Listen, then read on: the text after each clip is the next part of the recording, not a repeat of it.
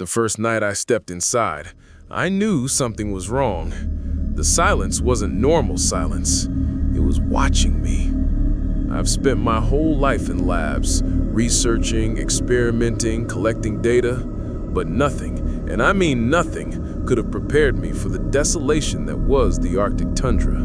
The cold, the silence, the endless white. It wasn't just a physical isolation. It was something else. Something that gnawed at the back of your mind, making the hairs on your neck stand up.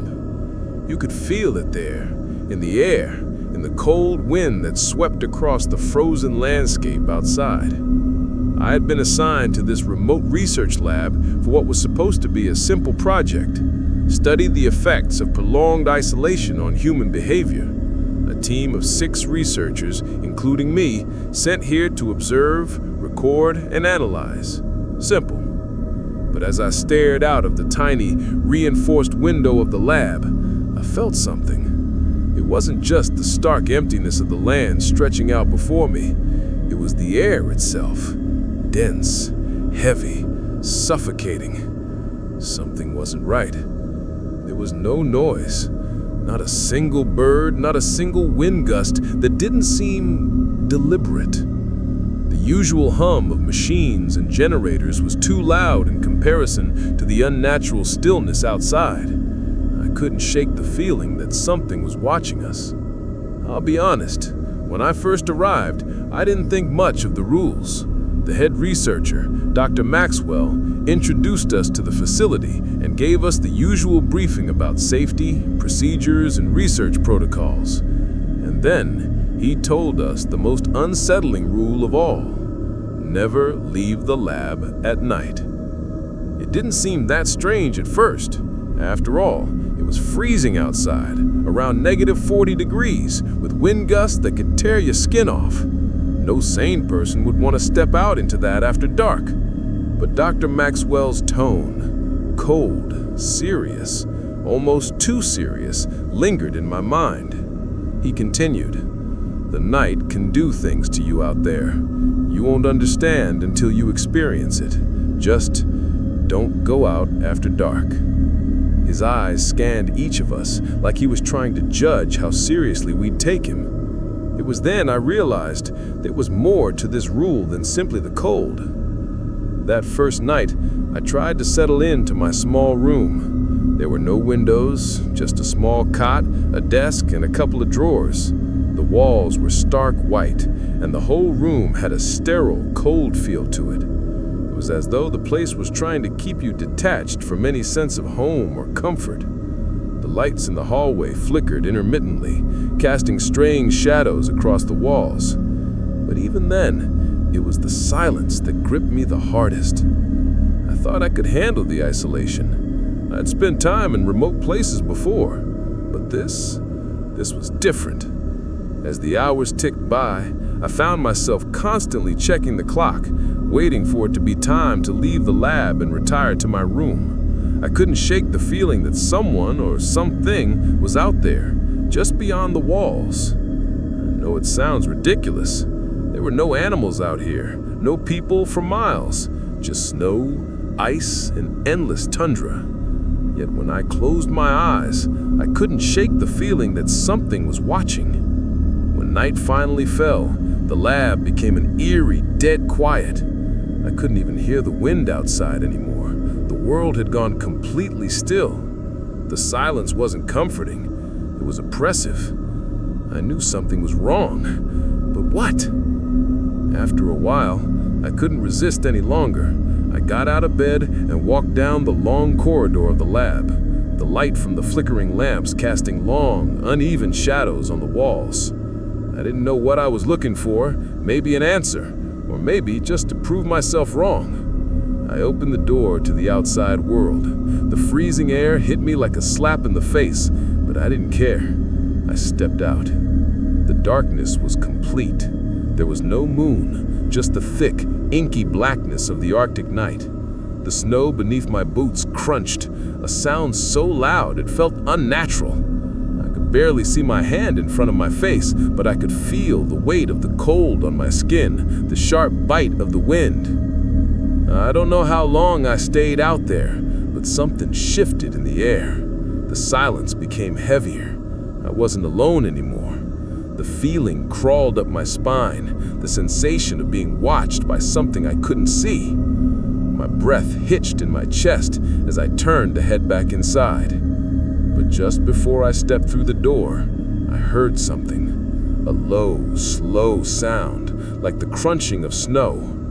Only it wasn't the wind. It wasn't a person either. I jerked the door open, stumbled back inside, and slammed it shut behind me. The rest of the night was a blur.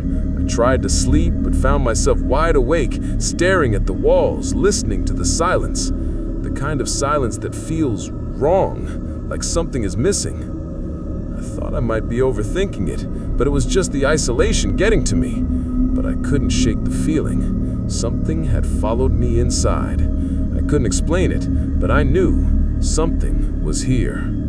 I sat up in bed, staring at the clock. It was almost dawn, but that oppressive silence, it wouldn't go away. And then, from the corner of the room, I heard it, a low hum, almost like a whisper, but not quite, like the sound of something just out of reach. I tried to ignore it, but it kept getting louder, filling the room. That's when I realized the silence wasn't normal silence. It was watching me. By the time the sun finally rose, I was already feeling like a different person. I could still hear the hum in my ears and the weight of the silence pressed against my chest. When I walked into the common area, the others were already there. Dr. Maxwell, Rachel, Eric, and the rest of the team. They greeted me, but I could tell something was off with them too, like they had felt it too, the strangeness in the air. We exchanged awkward glances, but no one spoke about it. I couldn't bring myself to mention the feeling. What if they thought I was losing it? Dr. Maxwell caught my eye and gave me a long, knowing look. It sent a chill down my spine. He said, "Remember," "never leave the lab at night." We all nodded, but I saw it in his eyes. He knew exactly what I had felt. And I was beginning to understand. There was something out there, something we were never meant to see, something that only came alive when the sun went down, and it was watching us. I spent the next few days trying to keep my focus on the work at hand. We had plenty of data to collect, and I was supposed to be studying the effects of prolonged isolation on the human psyche. But that wasn't the only thing creeping into my mind. The silence, that unnatural, heavy silence, followed me everywhere, and with it, the feeling that something was always watching, waiting. It was the kind of thing you couldn't shake, no matter how busy you were. The days were long, monotonous. Each one blended into the next in a haze of cold air and muted conversations. The lab had its own rhythm. We worked, ate, and slept. The sounds of clattering keyboards and muffled footsteps echoed in the hallways. But it was the silence between those moments that felt wrong. No matter how hard I tried to convince myself that it was just the isolation, I couldn't. Something was off, and I wasn't the only one who felt it. Rachel, the youngest member of our team, seemed to be the first to notice the strangeness of the place. At first, it was small things, objects in the lab that were just a little out of place, a chair that was turned the wrong way, a door that was slightly ajar when it should have been closed. But then it became more. One morning, she swore she had heard footsteps in the hallway at night. We were all asleep, or at least I thought we were, but she was certain someone had been walking around. "You didn't hear it?" she asked me one morning, her voice tight. "The steps? They weren't just in my head. I know they weren't." I couldn't really say anything to reassure her. I hadn't heard anything. But then again, I'd been too wrapped up in my own worries. I wanted to tell her it was just the wind, the lab creaking in the cold. But something told me that wouldn't work. Not this time. Eric, the team's technician, laughed it off when Rachel mentioned it during breakfast. It's probably just the equipment running. The lab does weird stuff sometimes. But Rachel didn't seem convinced, and neither was I. After all, I had my own encounters. The whispers that filled my ears during the night, the low hum that seemed to come from the walls, even when there was no wind outside. It was subtle at first, just a low sound that you could almost ignore if you weren't paying attention. But as the days went on, it grew harder to dismiss. The hum was always there, just beneath the surface, and it felt wrong, like it was feeding off the quiet. That night, I decided to test it. I stayed up after everyone had gone to bed. The lab was quiet, too quiet. No one else was awake. I didn't expect much, but I had to see if Rachel had imagined it all. I sat there in the dark, my eyes adjusted to the dim light of the hallway. The silence was almost deafening. I listened for any sound, any sign that something was out there. At first, it was just the normal creaks of the building settling under the pressure of the cold. But then, just as I was about to give up and head to bed, I heard it. A faint rustling, soft, deliberate, like footsteps brushing against the floor. It wasn't the wind, it wasn't the building, it was something else, something that shouldn't have been there. My heart rate spiked, my breath caught in my chest. I wanted to call out, to warn the others, but I knew it wouldn't help. I couldn't even explain what was happening. I stayed there for what felt like hours, waiting for the sounds to stop, but they didn't. It was as though someone, was moving around the lab, just beyond my reach.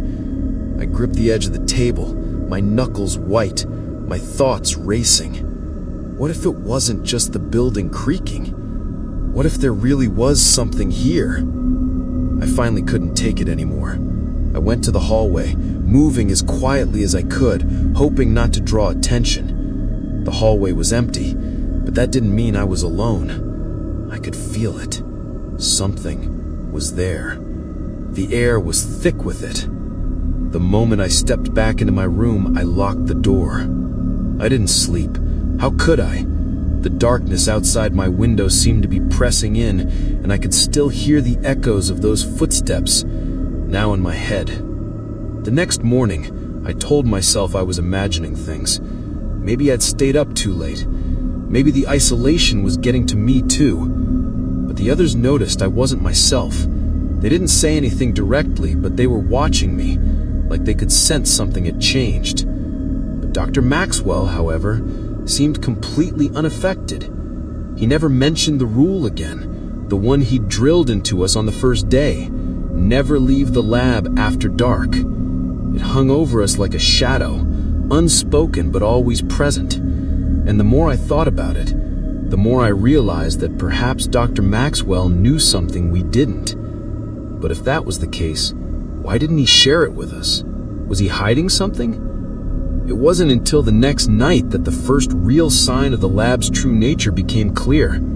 I was on the night shift, monitoring the equipment in the main control room when I saw it. One of the screens flickered for a moment, and I could have sworn I saw a figure standing just outside the window.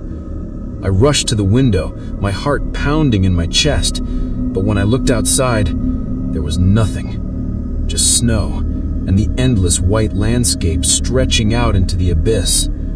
I tried to rationalize it. Maybe it was just my mind playing tricks, but deep down, I knew something was out there.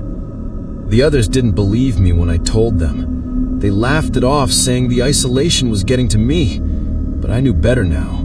Something was here, and it wasn't natural. It was something darker, something that shouldn't exist in this world. And yet the rule remained: never leave the lab after dark. The question gnawed at me. What was really out there?